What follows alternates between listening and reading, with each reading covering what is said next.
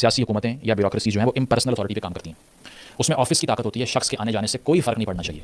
हर वो आदमी जो कि पाकिस्तान की हुकूमत पे तनकीद करता है वो वज़ीर-ए-आज़म के ऑफिस को मजबूत करने की बात करे, ना कि इमरान को लाने की, नवाज़ को लाने की, जरदारी को लाने की बात करे। ये तो इसलिए लोग करते हैं ना कि सोशल कॉन्ट्रैक्ट की एबीसी नहीं आती, अनपढ़ होते हैं इस लिहाज से। और वेबर ये कहता है कि एफिशिएंसी और स्मूथनेस ऑफ प्रोसीजर, प्रेडिक्टेबिलिटी और स्टेबिलिटी को इंश्योर करती है रैशनल लीगल अथॉरिटी। और इसमें क्या होता है जनाब कि ये सेल्फ प्रमोशन के लिए नहीं होती ना, लेकिन हमारे यहाँ पे लोग अनफॉर्चुनेटली ये रील्स देख के वो समझते हैं कि नहीं ऐसा ही हमारा स्वैग होगा, भाई वो जो फ्लॉन्ट कर रहा है वो रियासत का पैसा है। मैं तो निहायत डिस्कस्टेड और शर्मिंदगी महसूस करूंगा अगर मेरे पास सबज नंबर प्लेट वाली गाड़ी हो और मैं बाहर जाऊं किसी ट्रिप के ऊपर या कहीं बाहर मार्केट में एंजॉय करने के लिए कहीं चला जाऊं, बैठ के खाना खा रहा हूं और कोई मुझे आके पूछे सबज नंबर प्लेट हमारे पैसों के जो है ना ऊपर तुम यहाँ पे अयाशी कर रहे हो। भाई मैं कहूँगा ले लो अपने पैसे, मुझे नहीं चाहिए, because I care for freedom.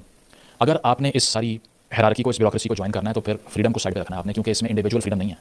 तो जो स्टूडेंट्स सुन रहे हैं who care more for individual freedom than job security, stability in life, CSS is not for them at all. उनके लिए नहीं है। They should if they wish to go abroad to study, अगर मुझे दो ऑप्शन दी जाए। वैसे मैं ये नहीं कह रहा कि इसके अलावा पाकिस्तान में करने को कुछ चाहिए नहीं, हम भी रहते हैं।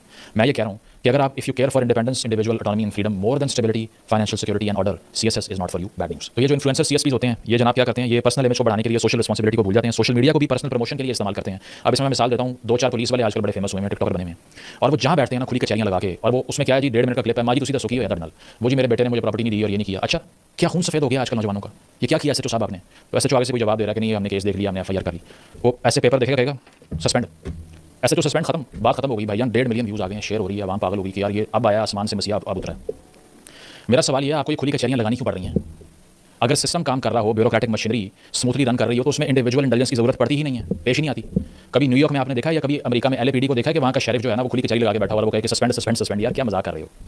और फिर एक पूरी लॉट भर्ती हो रही है जो कि टिकटॉकर बनती जा रही है। अच्छा ये सारी एब्रोगेशन है रियासत के कानून की, क्योंकि आप सोशल मीडिया अपेयरेंस दे नहीं सकते एज अ ब्यूरोक्रेट, लेकिन वो पूछ नहीं रहा कोई क्या वजह है, सेल्फ प्रमोशन हो रही है। जब पुलिस वाला देख रहा है कि भाई वज़ीर-ए-आज़म भी टिकटॉक से मुंतखब हो रहा है तो मैं भी फिर यही करूँगा ना। अगर साफ़ी बनना था या इन्फ्लुएंसर बनना था, इंस्टाग्राम मॉडल बनना था, तो ये वर्दी उतार के आ जाते, ठीक है।